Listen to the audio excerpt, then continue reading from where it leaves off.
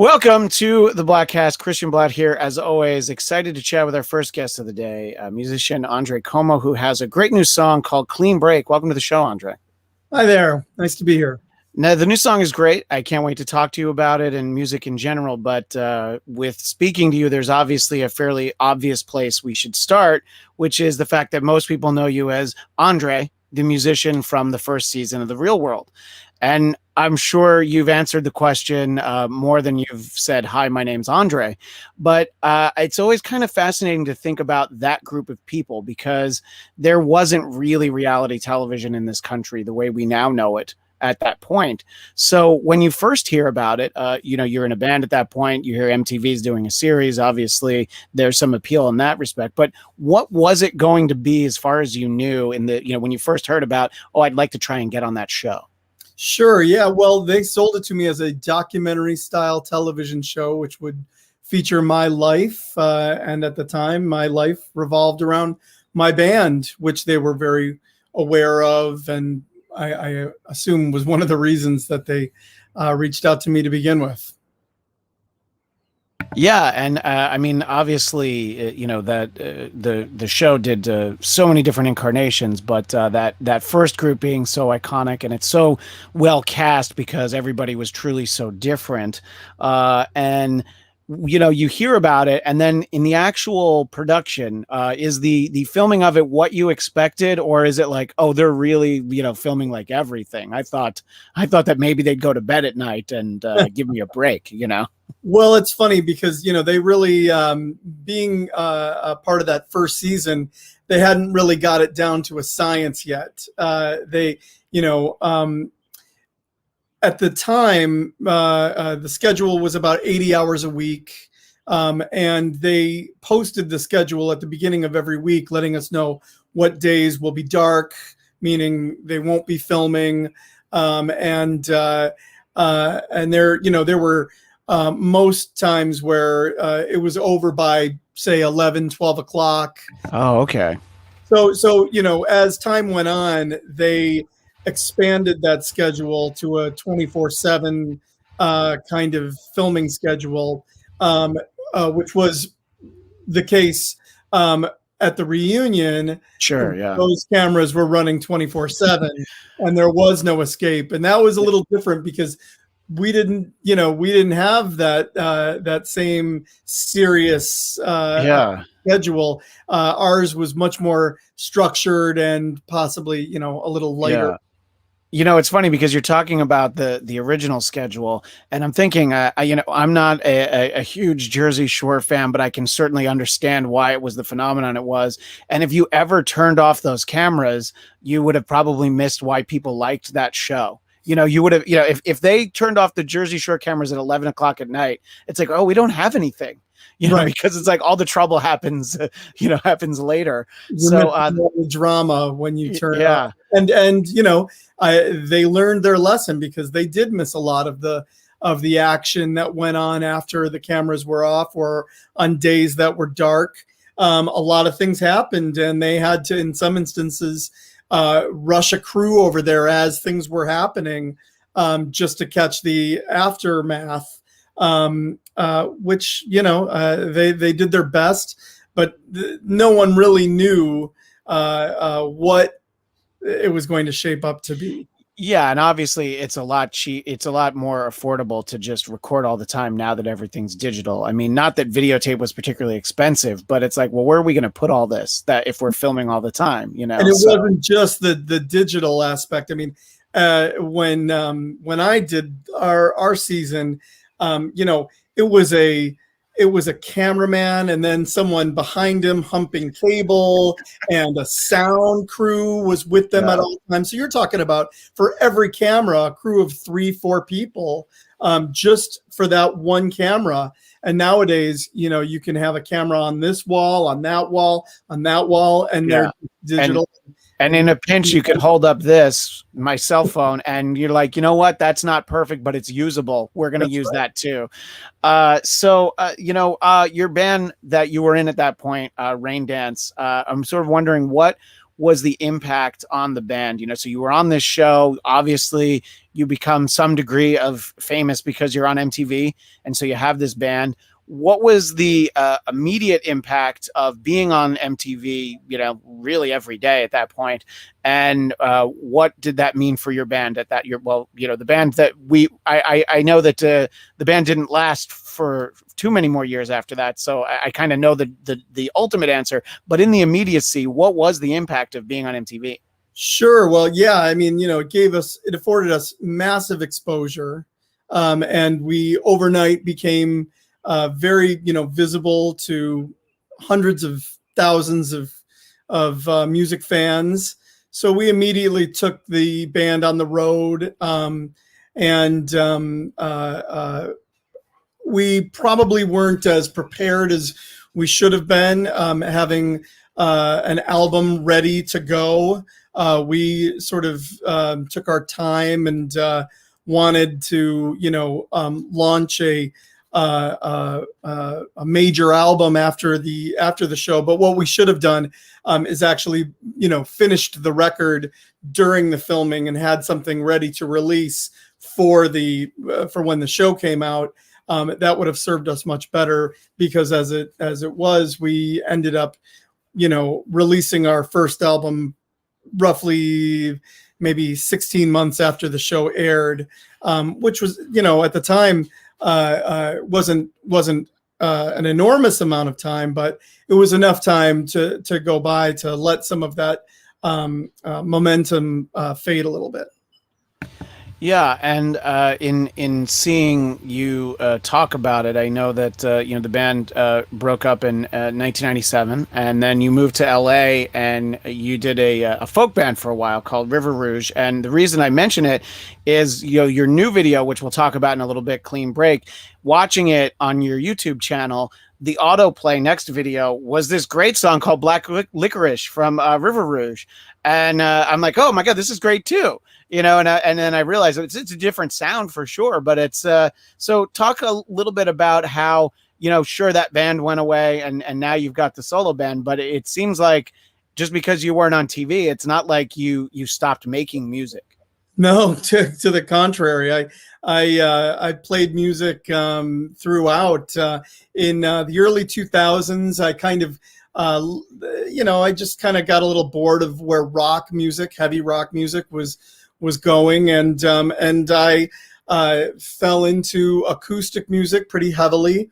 I got really into some acoustic and folk, bluegrass, all kinds of roots Americana, and it was really through my love of Bob Dylan and songwriters of that era that I really got into that scene, and made the band River Rouge, which was a sort of Americana folk band. At times we were more acoustic, other times it was more rock and roll, but it was definitely more of a rootsy Americana venture than what I had been known for and what I'm doing currently.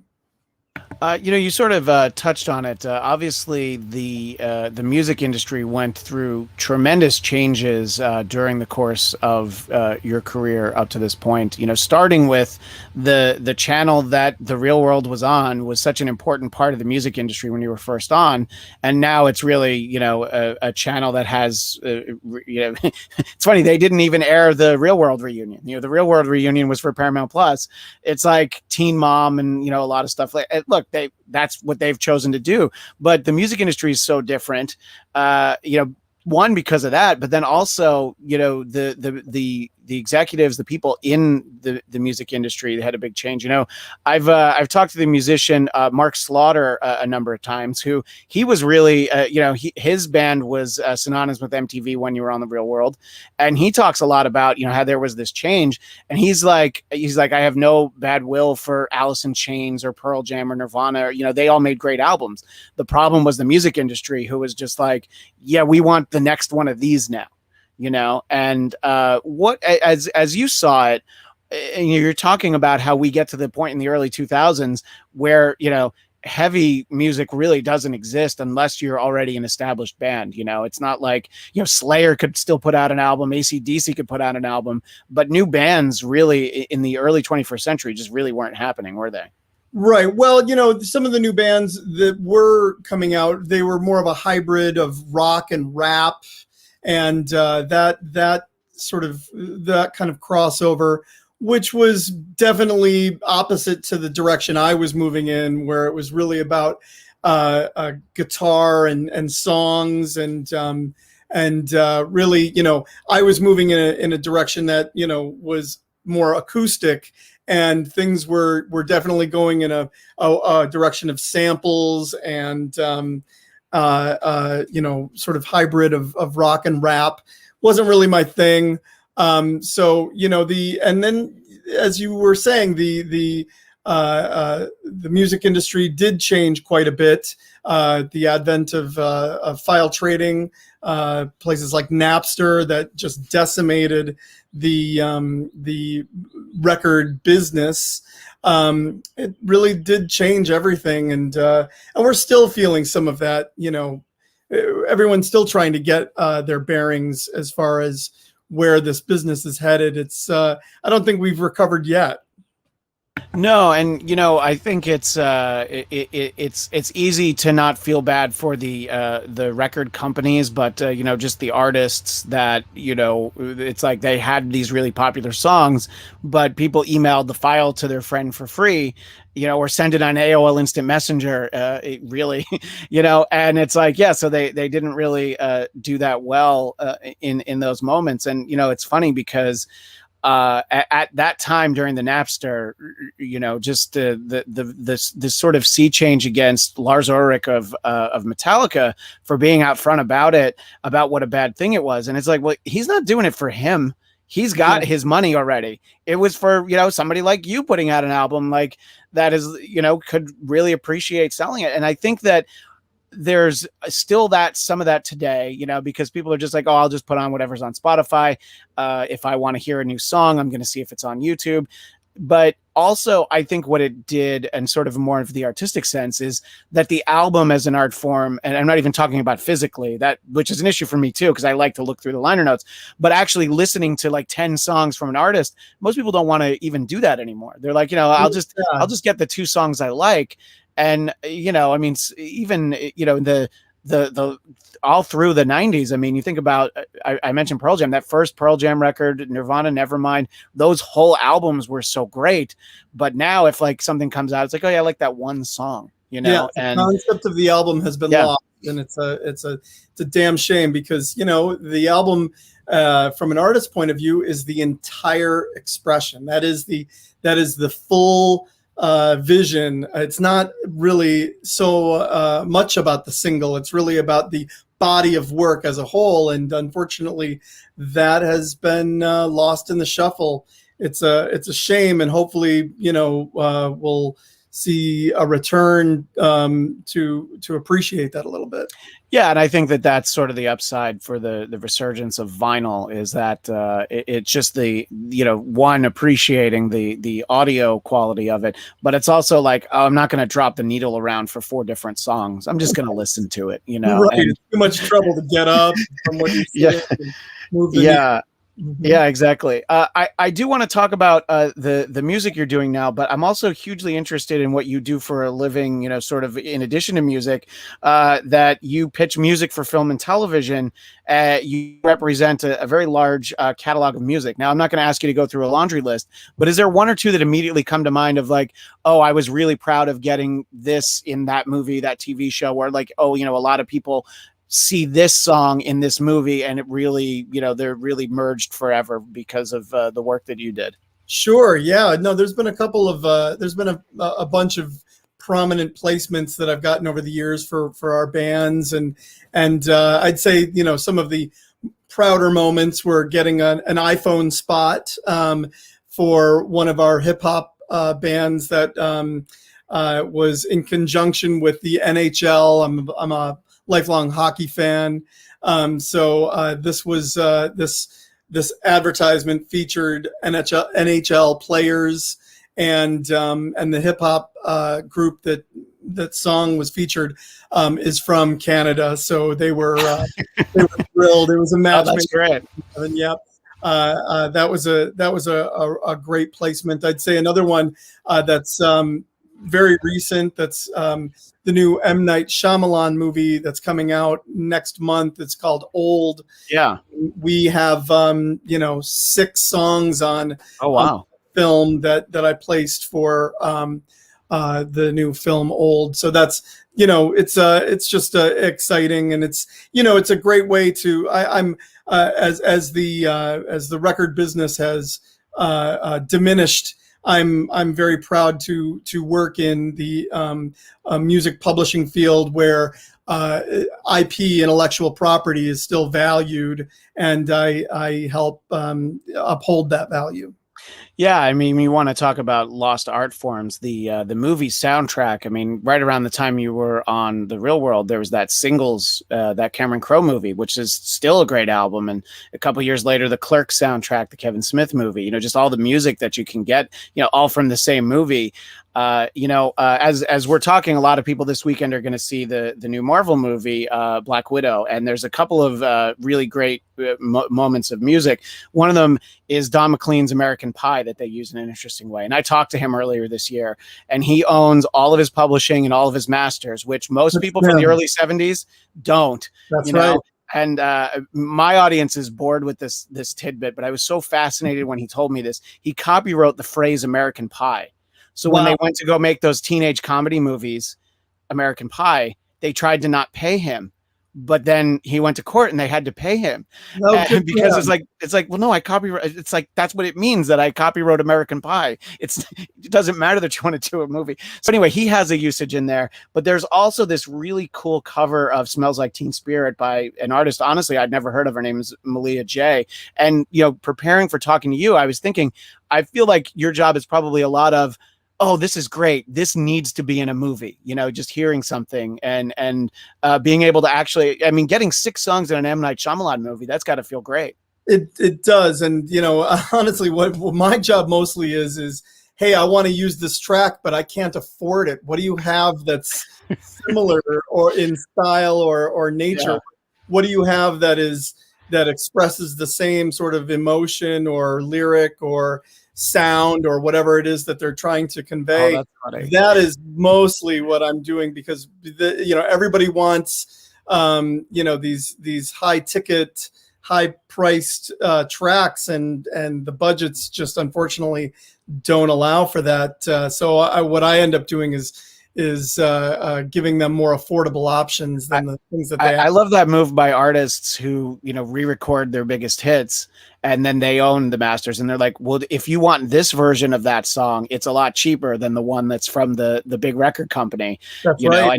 I know before he sold his publishing, Dee Snider of Twisted Sister did that, and he would, it's like you're gonna save a lot of money if you buy the Dee Snider re-record of We're Not Gonna Take It versus the Arista Records. That's right, the major label version. Yeah. And the good ones make their re-records almost identical to the hit on the major label, and sometimes it's hardly noticeable.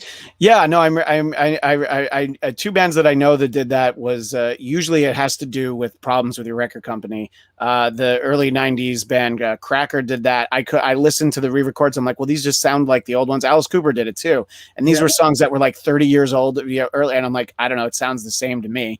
So that's impressive. As you were talking, by the way, I was remembering something I hadn't thought about in forever. If you remember, like in the 80s, you'd watch like Knight Rider, and they'd play like Walk Like an Egyptian, but it sure wasn't the Bangles singing it. They would like hire somebody to do like the song, but it's like, yeah, but it's cheaper if we just have somebody else sing it. And I don't know that we get that, but what you're talking about, just sort of like getting similar music, the A&E just had this Kiss documentary, and Peter Criss didn't want to license Beth to them. So they have like a musical arrangement similar to that under that section, but they don't actually play the song Beth.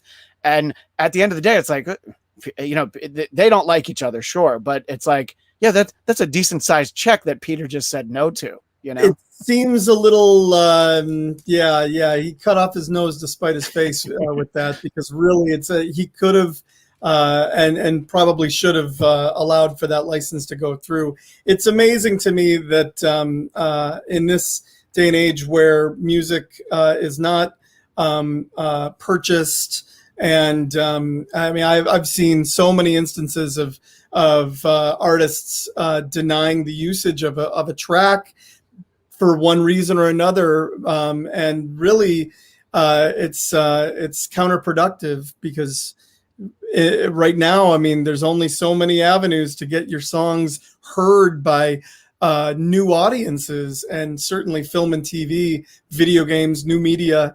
That is the new radio, and that's it's a fact of the new business. Yeah, it's interesting that you say that, because you'll hear about, established artists will have a song that debuts, it premieres in a video game. And, the idea of like selling your song to a commercial being, quote unquote, selling out is, well, now it's like, yeah, please, like Led Zeppelin and the Rolling Stones selling their songs to like car commercials, just, it seems so strange, but it's like, well, look, if they're doing it, why wouldn't you? Just think about how many more people are going to hear your song if it's in a car commercial or an iPhone commercial, like you were talking about, So I don't know. But let's talk about Clean Break, which is the new song that you have.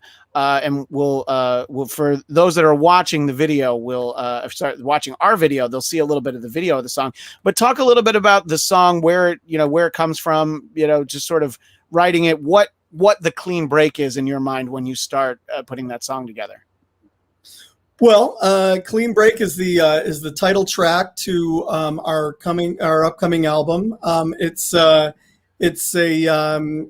sort of more of an up-tempo modern rock track, a little more of the sort of modern edge to it, as opposed to the last record, which was a little more straight up the middle, meat and potatoes rock.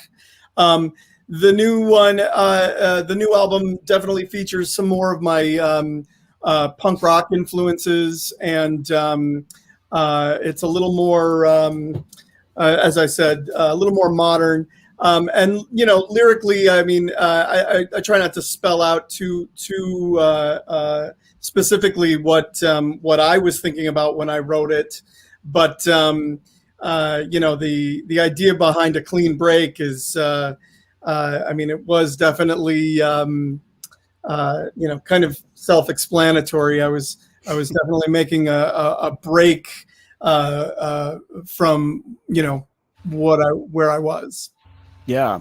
Now you referenced that it's going to be the title track of an album, and we were talking about albums before. I love sitting down with a new album. So where are you in the process of putting together more songs, and ideally when would you hope an album would come out? And you said it'll be called Clean Break, just like the song.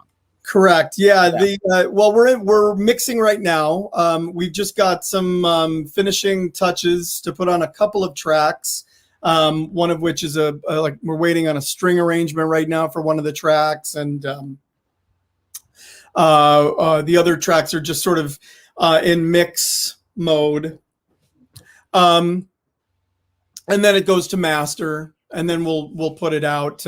It's a we'll be releasing singles throughout, though, because as we mentioned previously, it's right now the business is all about the single. And so, we'll probably be putting out one or two more singles before the album is even out and available. I mean, I love the album, the concept of an album. But I realize that, I'm a bit of I'm in the minority, and Yeah. And so, it's really all about the single right now. So yeah, no, absolutely. But good singles lead to good albums. I mean, when you think about, there's those albums you can look at right around the same time. You look at like Appetite for Destruction, In Excess, Kick, Def Leppard's Hysteria. Like each of those albums has like 5 or 6 singles on there. So and that's obviously from a different era, but the idea that, it's like, oh yeah, and like the non-album tracks are great too.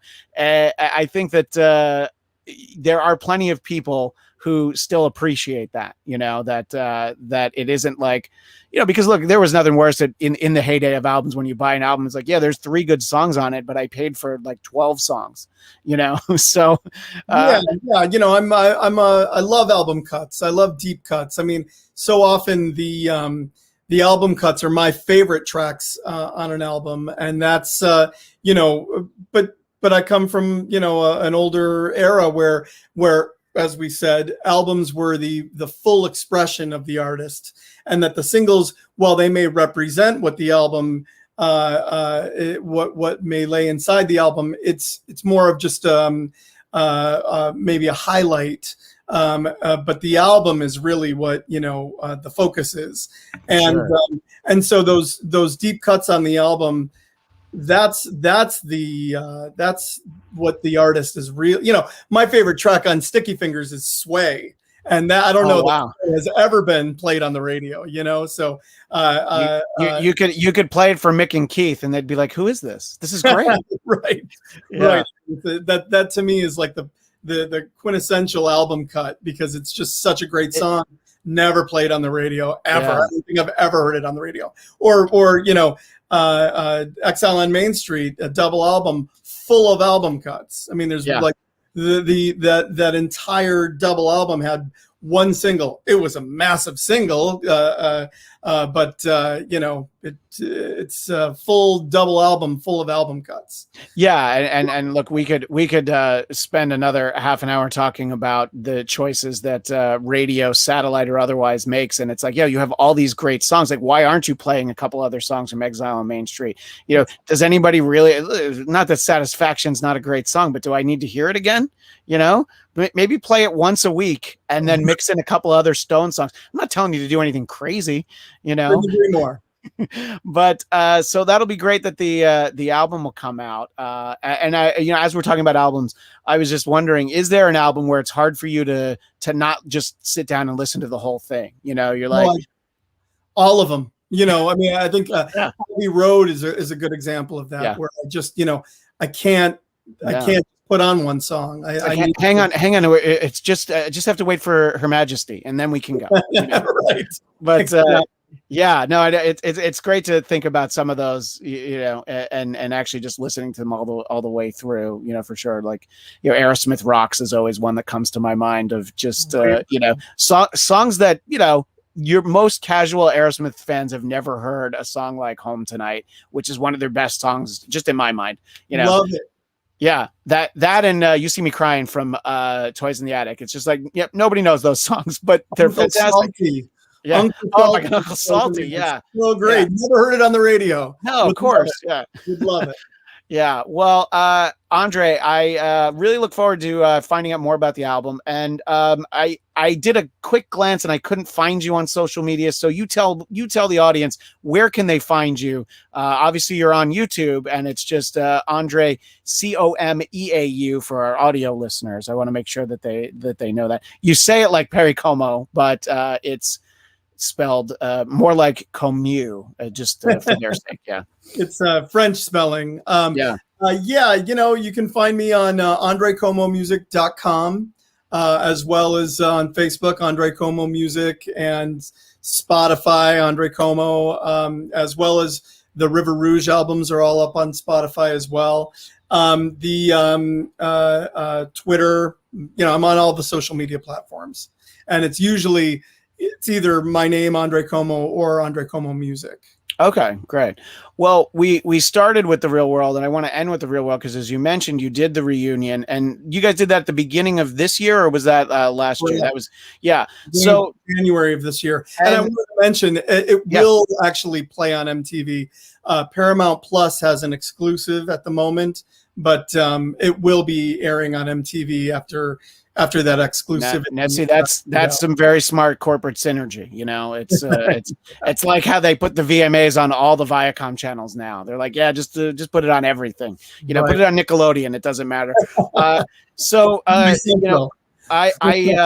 I I watched I watched the first one because I was just very interested to see, and it seemed like everybody was legitimately surprised. You didn't know you were going back to the loft from the original show, right? You just knew you were doing a reunion. They kept us in the dark as to, I mean, all of us were asking, where's it going to be? Where's it going to be? And it wasn't until the driver dropped us off at the old location that we knew this was in fact going to be at our old loft. And what was it like to just walk around the same walls after 30 years, but with the same people as well, you know? Great. I mean, it's so funny. I've likened it to going to a school you've graduated from many years later, Right. An institution that you spent so much time at, and, so many of the things, so much of it is the same, but you've changed, Yeah. So I would liken it to going to a school you've graduated from and returning, being much, older and wiser, but they're still the same. Yeah, as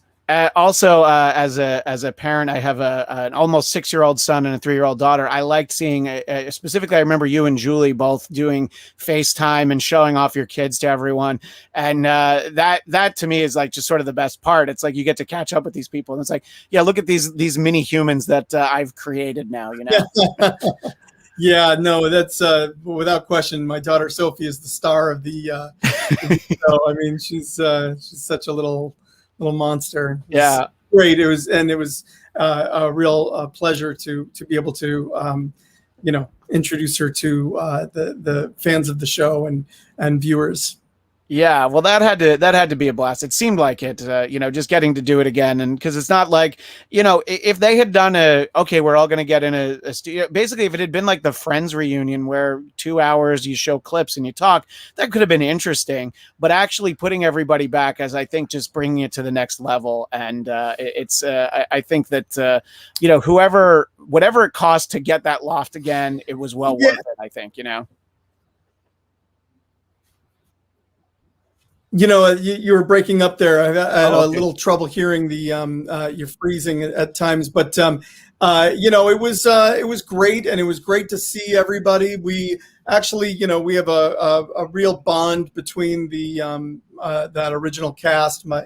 I consider them good, close, personal friends, and we all shared such a unique experience being involved in this first modern day reality show that featured our lives, and so it was great catching up with everyone and seeing where everyone has gone to, and how people have changed, mostly for the better. And it was a really it was great to see them, and as I said, we're still very close, and I look forward to seeing them the next time that we do get together. Yeah. Well, it's also great to be able to catch up, just as viewers, because now we know that you have this great new song, Clean Break, that's out there on your YouTube, and the album of the same name coming soon. I think that we're in a good spot with the pandemic right now. Bands are touring. Even here in Los Angeles, where I live, I'm told that tickets that I have for concerts are actually going to happen when I didn't think they were. So are there plans around the release to hit the road a little bit, or what are the plans in terms of playing live? Yes, there are actually. As a matter of fact, we have an album release show coming up in September on the 9th of September. That will be our album release at the Viper Room in Hollywood. And I would love to have you come down and absolutely the band. And we will be doing some touring as well. We're working on that currently right now. Hopefully the Midwest, the East Coast, and we're based here in Los Angeles as well. So I'm sure we'll be doing some West Coast shows. It's fingers crossed that the COVID situation is in fact in the rear view, and that it is behind us. But we are going to, hell or high water, we're going to be in your town playing and playing the new songs and getting it out there for everyone. Yeah. Well, as you said earlier, Andre Comeau Music is where you can find it on the website. and either Andre Comeau or Andre Comeau Music on social media. Andre, it's been great chatting with you. I look forward to talking again soon, maybe around the album release. Thank you so much for your time. I really appreciate it. Thank you, Christian. It was my pleasure. Thanks.